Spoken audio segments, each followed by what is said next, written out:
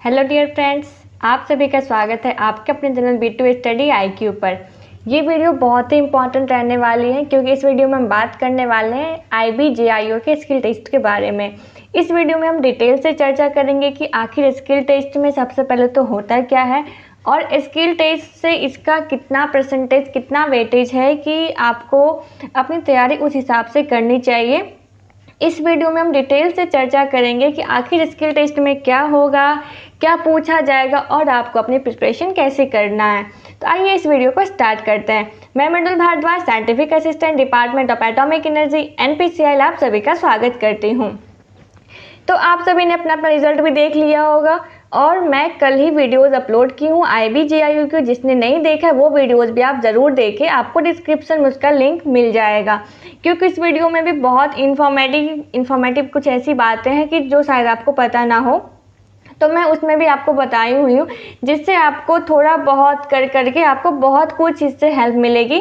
क्योंकि एक वीडियो से आपको बहुत कुछ समझ में नहीं आएगा। मतलब मैं जानती हूँ कि किसी भी चीज़ की प्रिपरेशन करने के लिए हम 10 मिनट की वीडियो से नहीं समझ सकते। तो इसलिए मैं कोशिश कर रही हूँ कि आपके जो भी इंफॉर्मेटिव बातें हो, जो भी क्वेश्चंस हो, मैं धीरे धीरे आपको वहाँ तक पहुँचाऊँ ताकि आप उस स्किल टेस्ट को भी क्लियर कर सकें। और इंटरव्यू में कुछ खास है नहीं, सिर्फ पर्सनालिटी वगैरह है, 20 मार्क्स के, तो वो तो आप अपनी पर्सनालिटी पर ले ही लोगे क्योंकि आपकी पर्सनालिटी है ही बहुत अच्छी।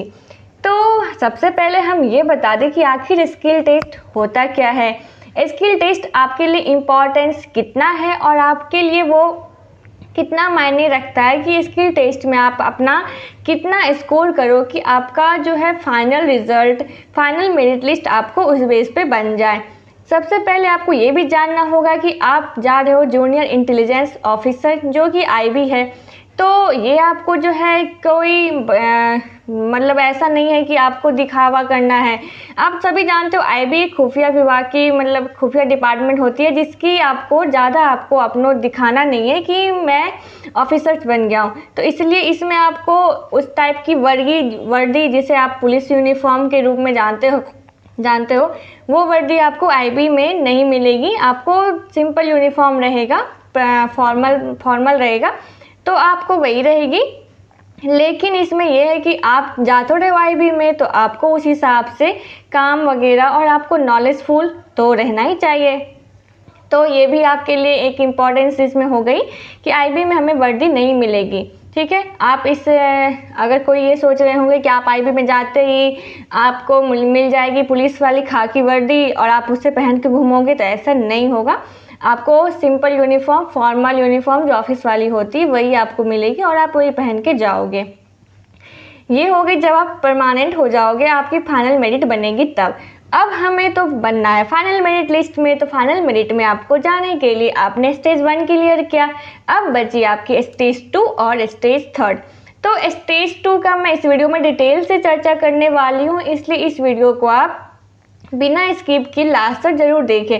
क्योंकि इसमें आपको जो है मैं बताने वाली हूँ कि आपके स्किल टेस्ट में जो भी क्वेश्चंस है, मैं इस वीडियो में सिर्फ क्वेश्चंस पे बात करूँगी कि आखिर आपके कौन कौन से क्वेश्चंस पूछे जाएंगे, क्या पूछ सकते हैं आपसे और आपकी क्या सब पॉसिबिलिटी बनेगी। इसलिए इस वीडियो में आप ज़रूर लास्ट तक बने रहे। और सबसे ज़रूरी बात है, आप एक सब्सक्राइब कर दो और अपने फ्रेंड्स ग्रुप में भी ज़रूर शेयर करो। तो सबसे पहले हम ये जान लेते हैं कि आखिर स्किल टेस्ट में आपको करना क्या है।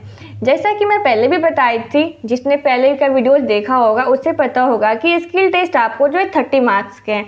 आपका रिटेन 100 का था, अब स्किल टेस्ट आपका 30 मार्क्स का है। 30 मार्क्स में आपको जो है आखिर 25 अगर आप कोशिश करो तो आ सकते हैं, कोई बड़ी बात नहीं है। क्योंकि आपने स्टेज 1 क्लियर किया है तो आप स्टेज 2 भी क्लियर करोगे।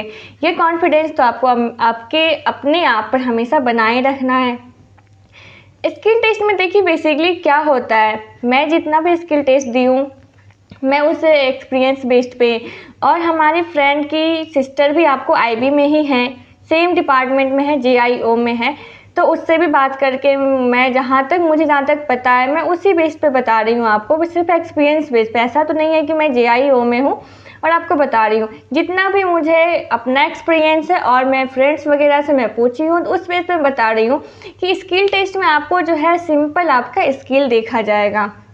आप जिस भी आपका जो भी डिसिप्लिन है, आपको जिस भी डिसिप्लिन के लिए उसे लेना है, जिस भी पोस्ट के लिए आपका सबका क्वेश्चंस पेपर सेम था, लेकिन आपकी पोस्ट वाइज आपकी अलग अलग डिपार्टमेंट होगी, तो आपको जिस भी पोस्ट के लिए उसे लेना है, आपको बेसिकली उसी से आपको क्वेश्चंस, उसी से आपको स्किल्स रहेंगे। सबका स्किल टेस्ट का मतलब पेड आप पूछने की वही सेम ही रहेगी, लेकिन आप जिस भी पोस्ट के लिए आपको उससे लेना है, आपको उससे वेटेज देखने को मिलेगा। जैसे कि आप बीएससी वाले हैं, इलेक्ट्रॉनिक्स वाले हैं या किसी भी हैं, तो सब में आपको जो है कुछ कुछ चीज़ें ऐसी कॉमन होती है और सब में ऐसी ब्रांचेज वाली आती है कि सबका कुछ ना कुछ जुड़ा हुआ रहता है। मैं एक एग्जांपल के तौर में आपको बताना चाहती हूँ, मैं किसी भी ब्रांच से हूँ उससे मतलब नहीं है, लेकिन आप एक सिंपल कंप्यूटर को ले लो। कंप्यूटर में अब बात रहेगी कंप्यूटर आखिर चलता कैसे है, तो इलेक्ट्रॉनिक्स से। कंप्यूटर में आपको है क्या, इलेक्ट्रॉनिक्स डिवाइस है। तो आप बीएससी रहो, कोई भी ब्रांच रहो, तो आपकी सबकी स्किल टेस्ट सेम ही रहेगी। अब लेकिन हमको जिस भी डिपार्टमेंट में उसे लेना है, आपकी उसमें कुछ ना कुछ तो आपकी स्किल देखेगी वो। स्किल टेस्ट में आपके रिटेन, आपका इंटरव्यू, आपको उस पर थ्योरेटिकल जवाब कुछ नहीं देना रहता है, बस बेसिकली बहुत आराम से होता है कि आपकी उसमें जो है आप अपनी माइंड को कैसे उस टाइम में यूज कर सकते हो कि जब भी कोई प्रॉब्लम आए, बस इतना ही होता है कि आपको वहाँ पे एक तरीके से कह सको कि आप कोई भी डिवाइस को, कोई भी इंस्ट्रूमेंट को एट द टाइम आप किस वे में लेते हो कि आप उसे अपनी नॉलेज के बेस पे, आप अपनी स्किल के बेस पे उसे बता सको, बस और कुछ नहीं होता है स्किल टेस्ट में। देखो, जैसे कि आप जाओगे, आपकी डेट, आपकी टाइम, आपकी वेन्यू, प्लेस, आपको सब ईमेल पे भेज दिया जाएगा, तो ज़्यादा टाइम आपको मिलेगा भी नहीं आपके स्किल टेस्ट में, तो इसलिए आपके पास टाइम भी कम है और आपको उसी टाइम में आपको ऐसे यूज करना है कि आपको वो चीज़ आ जाए जिस भी आप डिवाइस के बारे में आप नहीं जानते हो। कुछ ज़्यादा आपको डीपली नहीं पढ़ना है, मैं ये बता दे रही हूँ। कुछ डीपली आपको नॉलेज नहीं भी है तो भी चलेगा, क्योंकि आपका ये 100 मार्क्स आप क्रॉस कर चुके। अब आपका 30% का वेटेज है, जिसमें आपको लगभग उसका 50% भी तो आप उसे क्रॉस कर सको। 30 में अगर आप 15 भी अगर लाते हो, 50% भी, तो वो इनफ हो जाएगा। ठीक है, अब हम बात करते हैं कि स्किल टेस्ट में जैसे ही आप जाओगे, ठीक है, आप स्किल टेस्ट में गए और कोई अभी जो है कोई फ्रेश स्टूडेंट है, फ्रेश कैंडिडेट है। फ्रेश कहने का मतलब है उसने अभी तक कोई भी डिवाइस नहीं देखी, कोई भी इंस्ट्रूमेंट, किसी भी चीज़ का प्रैक्टिकल नहीं किए हो। ठीक है, तो आप वो भी ना घबराओ, उसके लिए भी कोई बड़ी बात नहीं है। स्किल टेस्ट का मतलब ही होता है कि आपसे वो प्रैक्टिकल करवाएगा। अब प्रैक्टिकल की बात रही, तो आप जो भी चीज़ पढ़े हो, जो भी चीज़ आपने पढ़ाई की है बुक्स में, थ्योरेटिकल, बस आपको वहाँ पे उसे करके दिखाना है। तो जिसने भी अपने कॉलेज में प्रैक्टिकल किया होगा उसे तो आता होगा, ठीक है, और जिसने नहीं की है तो वो भी बहुत ईजिली वे में आप कर सकते हो। मैं device, instrument, electronics device, electronics component और कुछ कुछ इंस्ट्रूमेंट वगैरह का अगर जो भी मैं नाम ले रही हूँ इसमें, आप उसे नोट डाउन कर लो। आप वीडियो को पॉज करके देख सकते हैं, फिर से आप वीडियोस को देख ले, जो भी आपको नहीं समझ आए आप उससे, जो भी मैं बता रही हूँ इसमें डिवाइस और कंपोनेंट्स, अगर आप इस कंपोनेंट, इस डिवाइस को एक एक करके गूगल पे, यूट्यूब पे कहीं भी सर्च करोगे, आपको उसके बारे में काफ़ी सारा डिटेल्स मिल जाएगा, जिससे आपको बहुत ही हेल्प मिलेगी आपके स्किल टेस्ट के लिए। तो अब देखिए, इलेक्ट्रॉनिक्स कंपोनेंट्स और डिवाइस में क्यों बोल रही हूँ, क्योंकि कोई भी चीज़ जो है वर्ल्ड में, आप किसी भी डिपार्टमेंट में जाओ, ऐसा कुछ भी नहीं है कि जिसमें हमारे इलेक्ट्रॉनिक्स का यूज ना हो, क्योंकि आपके सब कुछ ही आपके इलेक्ट्रॉनिक्स पर ही चलते हैं। और IBJIU का यही है कि आपसे वो स्किल टेस्ट में यही सब करवाए, क्योंकि आपको उसी डिपार्टमेंट में, उसी सेक्शन में उसे लेना है। सबसे पहले तो हम आपको बता रहे हैं इलेक्ट्रॉनिक्स कंपोनेंट्स। कुछ कुछ कंपोनेंट ऐसे हैं कि आपको किसी भी स्किल टेस्ट में आपसे वो पूछ सकते हैं। आपको इसकी 95% ऐसी चांस रहती है कि वो सबसे ही पूछ ले, मतलब हर एक कैंडिडेट से आपके ये पूछ सकते हैं। वैसी कंपोनेंट्स हैं, जैसे कि मैं आपको बता दूं, पहला तो रेसिस्टर के बारे में आपने बहुत पढ़ा होगा, चाहे आप किसी भी ब्रांच से हो। तो रेसिस्टर में वो स्किल टेस्ट में क्या करते हैं, सबसे पहला तो होता है रेसिस्टर के टाइप भी होते हैं। तो आप जैसे ही रेसिस्टर लिखोगे गूगल पे तो आपको रेसिस्टर के बारे में आएगा कि रेसिस्टर का ये काम है, फिर रेसिस्टर के टाइप्स। लेकिन आपको स्किल टेस्ट में ये रहेगा कि ये पहचानो ये रेसिस्टर जो है आखिर किस, मान लीजिए ये रेसिस्टर है तो ये रेसिस्टर आपका कितने वैल्यू का है। कोई भी अगर आपको पीसीबी दे दिया तो आपको बताएगा यहाँ बताओ 2 ओम का रेसिस्टेंस मुझे चाहिए। आपने कभी रेसिस्टेंस को चेक ही नहीं किया है तो आप कैसे बताओगे कि ये रेसिस्टेंस 2 ओम का है। तो एक तो आपको वहाँ पे स्किल दे देगा कि रेसिस्टेंस है और बताओ ये रेसिस्टेंस कितने का है। अगर आपको कुछ ज़्यादा एडवांस बनोगे, मतलब कुछ ज़्यादा एडवांस आपने दिमाग लगाया तो आप तुरंत बोल दोगे मल्टीमीटर से चेक कर लेंगे। लेकिन आपको बस वहीं पे वो देखना है कि उसका स्किल, पर उसने बोला कि मल्टीमीटर हमारे पास नहीं है। ठीक है, हो सकता है कि मल्टीमीटर हमारे पास नहीं है लेकिन फिर भी आपको रेसिस्टेंस को बताना है। तब आप क्या करोगे, अब आपको अपना माइंड यूज़ करना है। तो रेसिस्टर को हम कैसे बता सकते हैं, रेसिस्टर के कलर कोड से।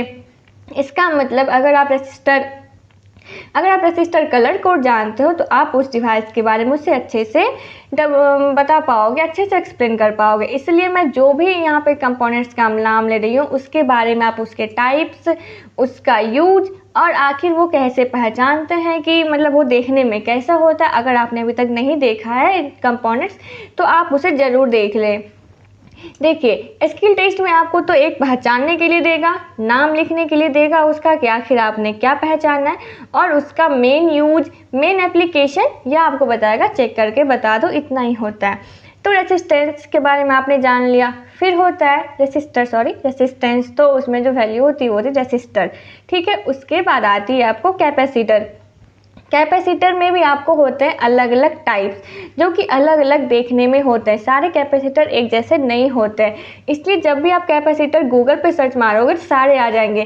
Paper capacitor, mica capacitor, electrolytic capacitor, और जो भी कैपेसिटर होते हैं वो सारे के बनावट, उसका आर्किटेक्चर सारे अलग अलग होते हैं, देखने में भी आपको अलग अलग रहेंगे।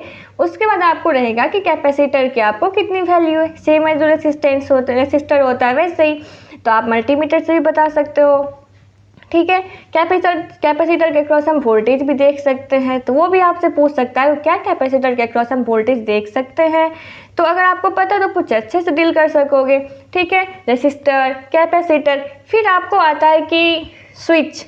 अब देखो स्विच हमको क्यों चाहिए, आप किसी भी चीज़ को जैसे कि आपको बोल देगा वो, आपको एक एलईडी जलानी है तो पहला क्वेश्चन तो उसका ये रहेगा कि आखिर आपको एलईडी जलाने के लिए आपको क्या सब कंपोनेंट, क्या सब डिवाइस आपको चाहिए।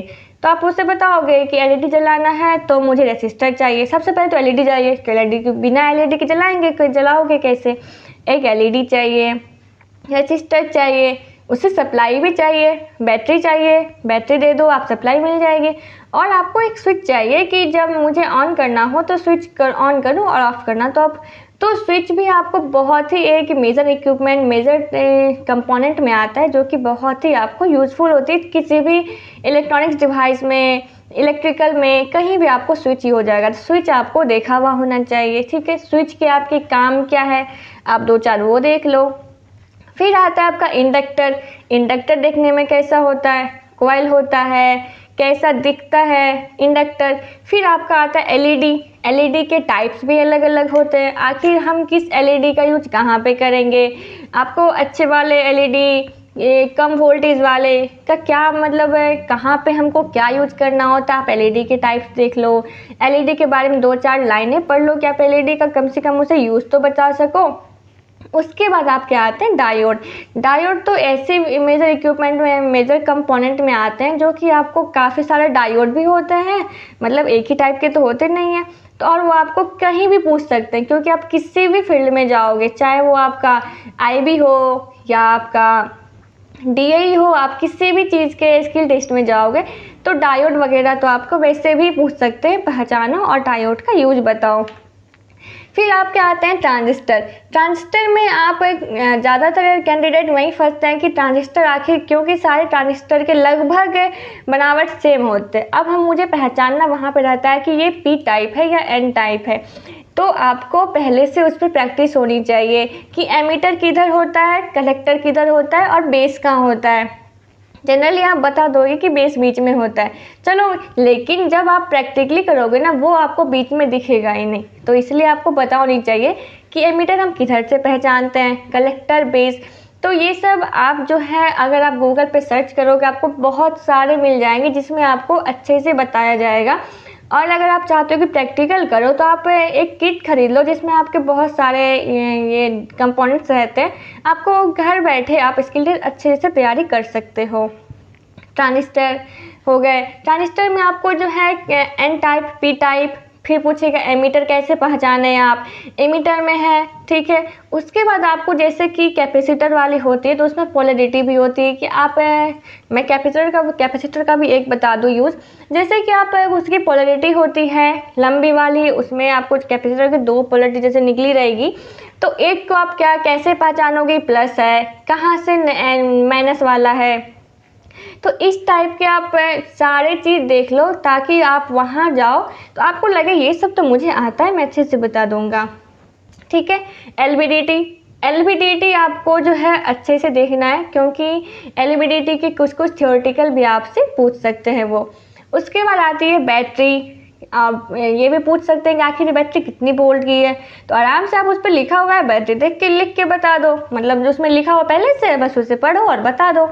या तो हो सकता है बैटरी की वोल्टेज मेज़र कर लो, पर आप बिना मेज़र किए उस पर तो लिखा रहता है 12 वोल्ट है, 5 वोल्ट है, बता दो, सिंपल है। क्योंकि वहाँ पे उसको स्किल देखना है, आपको ये थोड़ी देखना है उसे कि इसे जोड़ने आता है या नहीं आता है, बस आपको वहाँ पे उसे आपका जो है जो भी माइंड कैसे काम कर रहा है बस वही देखना है।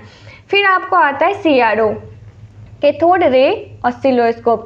CRO का बहुत अच्छा काम होता है, बहुत सारे ऐसे काम होते हैं कि CRO से ही हम करते हैं।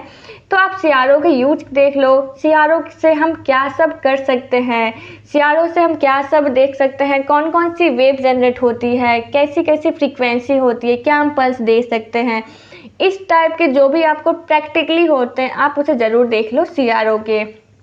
फिर आपकी आती है ऑप्टिकल फाइबर। आपको केबल कई तरीके के आप देखे होंगे घर में भी आपको यूज़ होता है, लेकिन आपको ऑप्टिकल फाइबर अलग दिखता है, तो आप उस ऑप्टिकल फाइबर को आप अगर देख लोगे तो आपके लिए बहुत ही अच्छा रहेगा।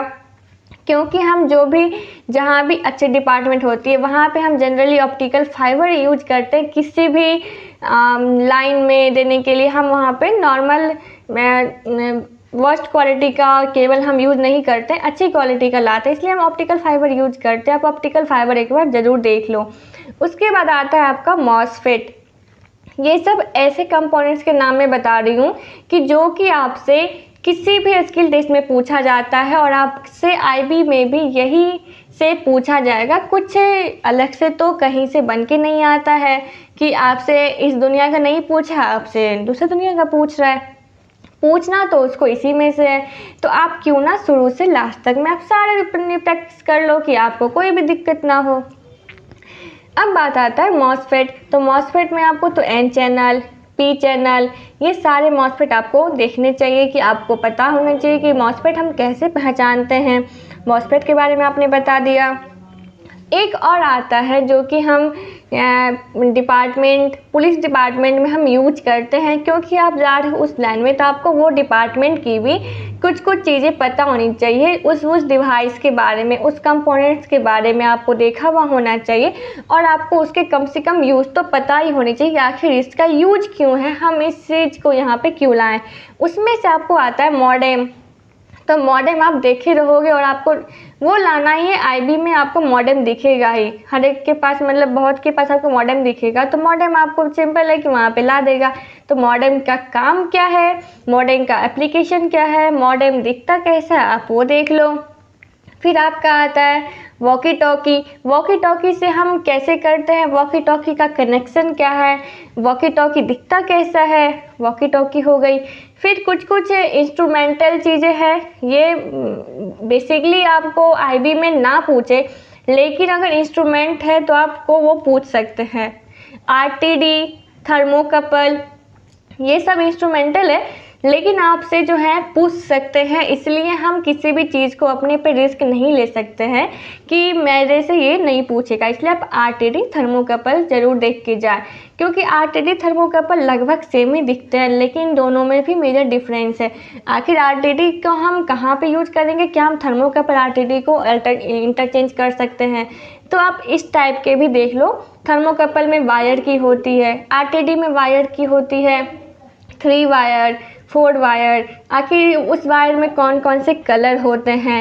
एक और भी बहुत ही इम्पॉर्टेंट है जिससे हम कनेक्टर, जैसे कि RJ45 कनेक्टर बनाते हैं, तो RJ45 कनेक्टर में मुझे कलर कोड का बहुत ही ध्यान रखना होता है कि लेफ़्ट साइड में कलर कोड कौन सा रहेगा और राइट साइड में कौन सा रहेगा। तो RJ45 की आप ज़रूर देख लो कनेक्शन और कलर कोडिंग ऑरेंज वाला के साथ में, क्योंकि उसमें 8 जब होती है तो 2-2 होती है। ऑरेंज वाले के साथ में कौन सी वायर होती है, ग्रीन वाले के साथ में कौन सी होती है और ब्लू वाले के साथ में कौन सी होती है।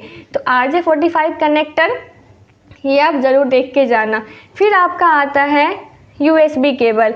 USB केबल भी आपको जो बहुत ही इम्पॉर्टेंट है, तो USB केबल आप देख के जाना आखिर USB केबल दिखता कैसा है।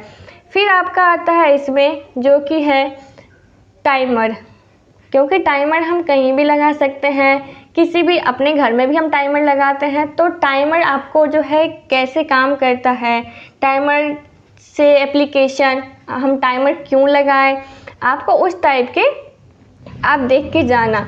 अब देखो, जब हम LED की बात की थी, तो LED में आपको जो है एक नॉर्मल LED होती है जो कि हम घरों में भी LED बल्ब छोटा वाला यूज करते हैं, पर एक और भी LED से होती है जिससे हम 7 सेगमेंट डिस्प्ले बनाते हैं। तो आखिर वो भी 7 सेगमेंट डिस्प्ले भी आपको वहाँ पे दे सकता है और आपसे उसके बारे में ज़रूर पूछ सकता है कि 7 सेगमेंट डिस्प्ले जो है आप इसमें हम इसको कहाँ पे यूज करेंगे। तो आपको उसका जवाब पता होना चाहिए कि जहाँ मुझे एक ही बार में, जैसे कि मुझे प्लेटफॉर्म वगैरह पे आपको डिजिटल क्लॉक रहती है तो उस पर कौन सी रहती है। तो इस टाइप के क्वेश्चंस आपसे ज़रूर पूछ सकते हैं वो।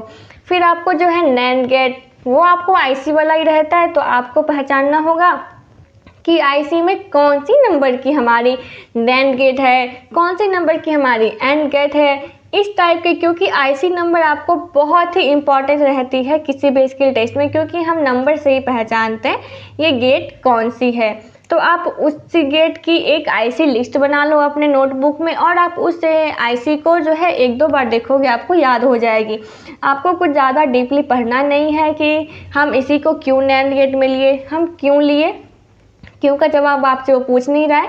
आपको इतना पढ़ना है कि आपकी सिलेक्शन हो जाए। मुझे तो पढ़ लिख के ज्ञानी बनना नहीं है, इतना आप याद रखो, बस आपको अपनी सिलेक्शन लेना है। तो जितना आप कम कम में थोड़ा थोड़ा पढ़ के आप सिलेक्शन ले सको, आपको बस वही करना है, ठीक है। फिर आपका एक आता है मल्टीमीटर। मल्टीमीटर से हम सब कुछ चेक करते हैं, तो मल्टीमीटर के बारे में आपको पता तो होनी चाहिए। मल्टीमीटर का फंक्शनिंग, मल्टीमीटर का वर्किंग, मल्टीमीटर में क्या सब होता है, मल्टीमीटर से हम क्या सब मेजर कर सकते हैं, और ऐसा क्या है कि हम मल्टीमीटर से हम उसको मेज़र नहीं कर सकते। आता है सोल्डरिंग और डिसोल्डरिंग। ये आपको प्रैक्टिकल एक ऐसा है कि सारे जगह सोल्डरिंग का हम यूज करना ही होता है। तो आपको बोल देगा कि मुझे सोल्डर करना है, तो आपको क्या सब चाहिए, PCB दे दिया, PCB से आपको या तो IC निकालना है, रेसिस्टेंस निकालना है, या आपको रेसिस्टेंस ऐड करना है, IC ऐड करना है।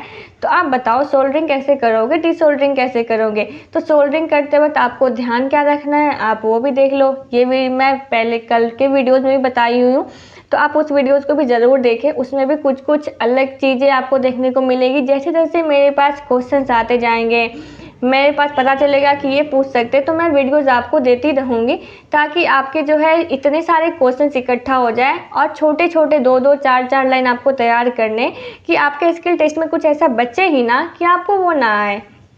सोल्डरिंग डिसोल्डरिंग के बाद में आपको ज़रूर देख लेना है कि सोल्डरिंग कैसे करते हैं। सोल्डर वायर जो होता है, और जब आयरन हमारी हीट होती है तो सोल्डर वायर आपको किस किस का मिक्सचर है, ठीक है। तो सोल्डरिंग वायर सोल्डर करते कैसे हैं, एक बार आप वो देख लो। आपको बहुत सारे यूट्यूब पे ऐसे प्रैक्टिकल वीडियोज़ हैं जो कि आपको मिल जाएंगे। फिर आता है फ्यूज़। फ्यूज़ देखने में कैसा होता है, फ्यूज़ इतना सा होता है, फ्यूज़ में आपको फ्यूज़ कैसे पहचानोगे, वो फ्यूज़ कितनी वोल्ट का है, कितने एम्पियर की है, ये सब भी आपसे वो रेटिंग उसकी पूछ सकता है। तो रेटिंग आप उस पर से लिख के, जो लिखा हुआ होगा आप उसको देख के भी बता सकते हो फ्यूज़ की। उसके बाद एक और भी चीज़ आती है जो कि कोई भी कंपोनेंट की हम चेक करके बताते हैं, जिसे हम कंटिन्यूटी कहते हैं। तो कंटिन्यूटी हम चेक कैसे करते हैं, मल्टीमीटर से करते हैं। तो कंटिन्यूटी चेक करना भी आपसे वो पूछ सकता है कि आपको बताना है कि रेसिस्टर है, तो रेसिस्टर को हम कैसे जानेंगे कि रेसिस्टर हमारा सही है। तो कंटिन्यूटी अगर आएगी तो रेसिस्टर सही है। तो आप उस कंटिन्यूटी आपको देखने आना चाहिए, आपको चेक करने आना चाहिए। तो कंटिन्यूटी आखिर हम चेक कैसे करते हैं। फिर आपका आता है triac, diac. Triac, diac, SCR कैसा होता है देखने में। सब में आपको जो है सारे आपको थायरिस्टर ही है, लेकिन कुछ ना कुछ डिफरेंस तो होगा। आपको बस उसी डिफरेंस को IC के फॉर्म में देखना है कि आखिर वो कैसे पहचानेंगे। ट्राइक, डाइक, SCR इस टाइप के आपको ज़रूर देख के जाना है।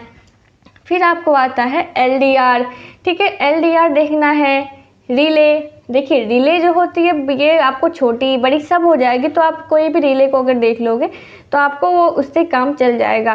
रिले का एक थोड़ा सा देख लो, रिले दिखता कैसा है, और रिले में वायर जो रहती है लपेटी हुई आखिर वो क्या रहती हैं, और रिले का फंक्शनिंग।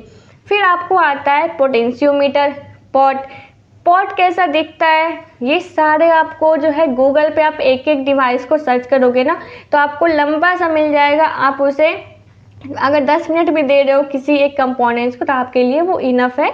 कुछ ज़्यादा आपको डीपली, मैं पहले भी बताऊँगा, आपको कुछ ज़्यादा डीपली नहीं पढ़ना है। सिंपल आपको उसके बारे में उसको पहचानना आना चाहिए, और उसके बारे में आपको यूज़, एप्लीकेशन और आपको थोड़ा बहुत नॉलेज होना चाहिए कि हाँ हम ये जानते हैं और ये हम देखें हैं। बाकी वो कैसे काम करता है, क्या करता है, ऐसा क्यों होता है, वो सब अभी आप छोड़ दो। पहले सिलेक्शन ले लो, फिर आप उसके बारे में प्रैक्टिकल करते रहना। और जो है IB में कुछ कुछ मेजर कंपोनेंट्स वगैरह, मेजर इंस्ट्रूमेंट जो भी आप बोल दो उस टाइप के आते हैं। Router, LAN cable, port, plug. तो राउटर से हम क्या करेंगे, राउटर हम किस लिए लगाएंगे, राउटर दिखता के, सबसे पहले तो राउटर दिखता कैसा, आप राउटर देख लो, राउटर का काम क्या है। फिर एक आता है पोर्ट, आप गूगल पे सर्च ज़रूर कर लेना। पोर्ट और प्लग ये बहुत ही इम्पॉर्टेंट है।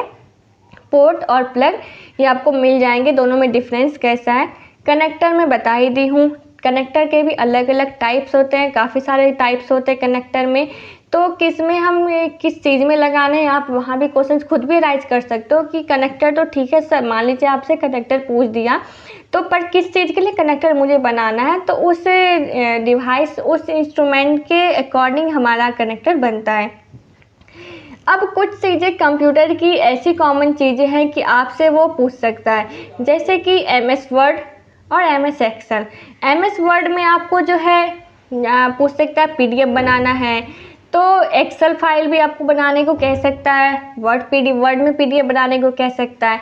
तो एक्सेल फाइल आप थोड़ा बहुत सीख लो, ठीक है।